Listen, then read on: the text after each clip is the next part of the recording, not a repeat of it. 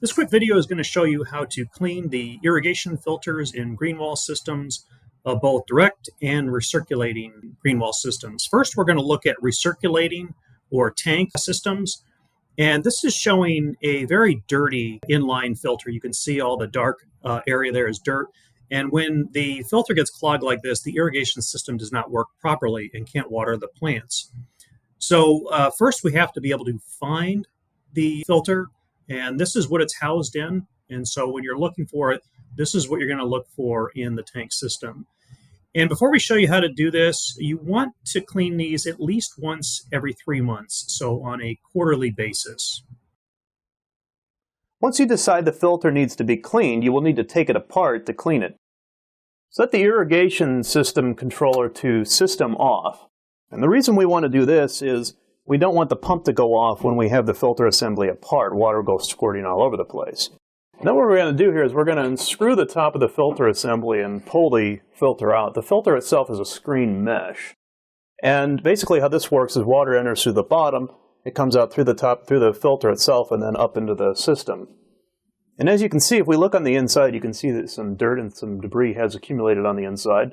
So what we're going to do is we're going to take this and rinse it off with hot water under a faucet. So here we have our dirty filter, and we've got a faucet now, and so all we're going to do is just turn the water on, get it nice and warm / hot, and just wash out the filter. Just get it nice and clean, get all that dirt and debris out of it. And then as soon as we get it nice and clean, just look on the inside, make sure it's all clean. Go ahead and turn the faucet off. Now you have a nice clean filter, and we can put this back in the filter assembly. So now that we've cleaned out our filter, it's now just a matter of putting the clean filter back into the filter assembly. When we put the filter back in, we want to make sure we put the open end down and the closed end on top. So we want to put it in like this. We don't want the orientation to be wrong. If the closed end was down, this is the wrong way of putting it in, and if it was in like this, the water would never work its way through. So what we're going to do is we're going to put it in with the open end down, closed end up on top, and then we'll put the lid back on the assembly, screw that on. And then this next step is really important. We turn the system off. We want to turn it back to the run position. This is really important. If we forget to do this, then the system will never turn back on again and the plants won't get watered. So we're going to just turn this back to run. That turns the system back on, and we're all done. Now we're going to look at direct irrigation, which is pretty similar to the last one, but there are a few minor differences. So with direct irrigation, you're going to have an irrigation control unit, or ICU. And this is just showing the blue arrow showing the path of the water that it passes.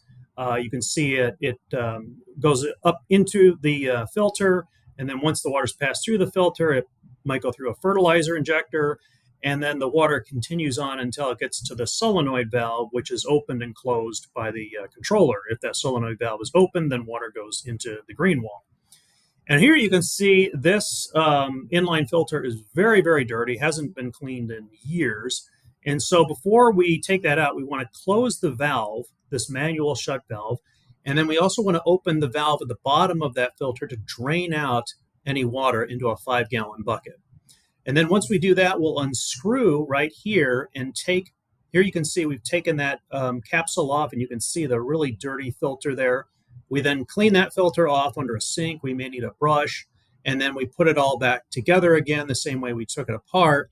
And really importantly, when you're all done, you want to make sure that you open that valve so that water once again returns to the system.